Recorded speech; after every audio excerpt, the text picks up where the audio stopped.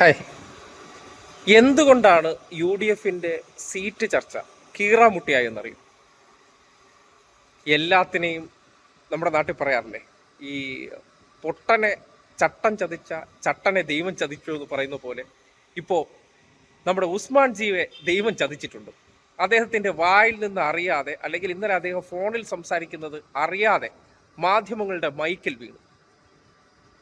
കേൾക്കട്ടെ, കേട്ടെ. യോഗം കഴിഞ്ഞ് രമേശ് പുറത്തിറങ്ങി നമുക്ക് സുധാകരന്റെ കാര്യത്തിൽ MLA-മാരെ കൂടെ നിർത്തണമല്ലോ. നമുക്ക് സുധാകരന്റെ കാര്യത്തിൽ MLA-മാരെ കൂടെ നിർത്തണമല്ലോ. നമുക്ക് സുധാകരന്റെ കാര്യത്തിൽ MLA-മാരെ കൂടെ നിർത്തണമല്ലോ.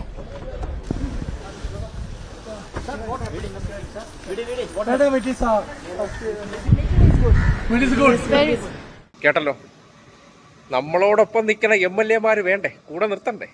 അതായത് മുഖ്യമന്ത്രി സ്ഥാനം ഒരു പക്ഷേ ജയിക്കുകയാണെങ്കിൽ വേണമെങ്കിൽ ആര് കൂടെ വേണം? പിന്തുണയ്ക്കാൻ MLA-മാർ വേണം. ആ MLA-മാർ ആരായിരിക്കണം? അപ്പോൾ സാധ്യതയുണ്ടോ? കാലുവാരു ഇതൊക്കെ നോക്കി ഓരോരുത്തരും സെലക്ട് ചെയ്തുകൊണ്ടിരിക്കുന്നതിൻ്റെ അടിസ്ഥാനത്തിലാണ്, അതായത് തൻ്റെ മുഖ്യമന്ത്രി കസേരയ്ക്ക് ഉറപ്പായിട്ടും ഒപ്പം നിൽക്കുന്ന MLA-മാരെയും വ്യക്തികൾക്കും സീറ്റ് വാങ്ങിക്കൊടുക്കാനുള്ള കൂട്ടയടി നടക്കുന്നത് കൊണ്ടാണ് ഇതുവരെ ആ സീറ്റ് ചർച്ച ഡൽഹിയിൽ പൂർത്തിയാകാത്തതെന്ന് ഞങ്ങളല്ല പറയുന്നത്. രമേശ് ചെന്നിത്തലയുടെ ഫോൺ സംഭാഷണത്തിലെ ആ വാചകം തന്നെ, അതായത് ഒപ്പം നിൽക്കുന്ന MLA-മാർ ഒപ്പം നിർത്തണമെന്നുണ്ടെങ്കിൽ എന്ത് ചെയ്യണം? ഒപ്പം നിർത്തണമെന്നുണ്ടെങ്കിൽ അവരെയായിട്ട് അനുനയ ചർച്ചയിലെത്തണം. കാര്യങ്ങൾ പറഞ്ഞ് ഡീൽ ചെയ്തതിന് ശേഷം ഇവരൊരു ലിസ്റ്റുമായിട്ട് പോയിരിക്കുകയാണ്. ആ ലിസ്റ്റിൽപ്പെട്ടവർക്ക് MLA സ്ഥാനത്തിന് വേണ്ടി, അല്ലെങ്കിൽ അവർക്ക് സ്ഥാനാർത്ഥിത്വം വാങ്ങിക്കൊടുക്കാൻ വേണ്ടി നടത്തുന്ന പരിശ്രമമാണ് ഇത് കീറാമുട്ടിയായിട്ട് മാറിയിട്ടുള്ളത്. അല്ലാതെ MP-മാർ മത്സരിക്കണോ എന്നതിനെ സംബന്ധിച്ചല്ല. പലർക്കും അങ്ങോട്ടും ഇങ്ങോട്ടും അവിശ്വാസമാണ്. ഇപ്പോൾ 4 മുഖ്യമന്ത്രിമാരുണ്ട്. KC വേണുഗോപാലിൻ്റെ കൂടെ തന്നെ കുറേ പേർ ഇപ്പോൾ എന്ത് ചെയ്തു?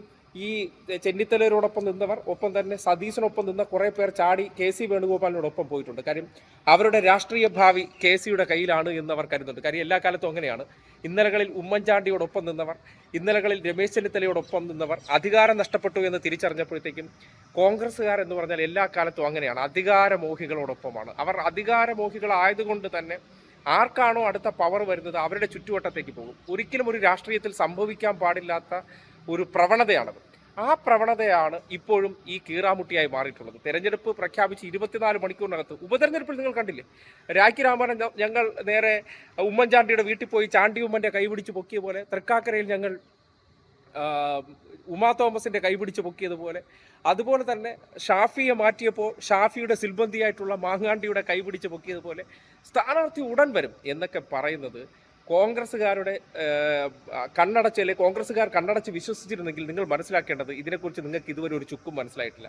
ഇങ്ങനെ അധികാരമോഹത്തിലേക്ക് അല്ലെങ്കിൽ അധികാര കേന്ദ്രങ്ങളിലേക്ക് എത്താൻ കുറച്ചു പേരെ ഇപ്പോൾ അണച്ചു നിർത്തുക, പിന്നെ ചവിട്ടിയെടുത്ത് വെളിയിൽ കളയുക എന്നുള്ളതാണ്.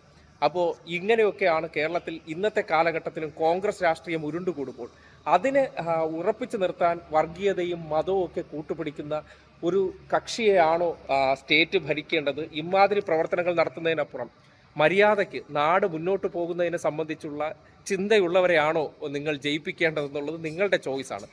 ആലോചിക്കുന്നവർക്കും നമുക്ക് പറഞ്ഞു കൊടുക്കാൻ പലപ്പോഴും ശ്രമിക്കാം, നമ്മൾ പറഞ്ഞുകൊണ്ടേയിരിക്കുക.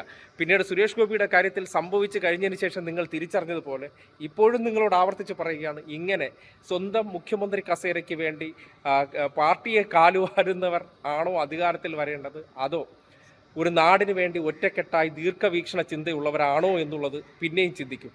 അതിന് ഒരിക്കൽ കൂടി രമേശ് ചെന്നിത്തലയും ഇന്നലത്തെ നേതാക്കന്മാരുടെയൊക്കെ പ്രതികരണം കണ്ടതിന് ശേഷം ഇതുവരെയും അത് ഒരു തീരുമാനവും ആയിട്ടില്ലെങ്കിൽ എന്താണ് അതിൻ്റെ പിന്നിൽ നടക്കുന്ന അണിയറ കഥകളെന്ന് ചിന്തിച്ചോളൂ.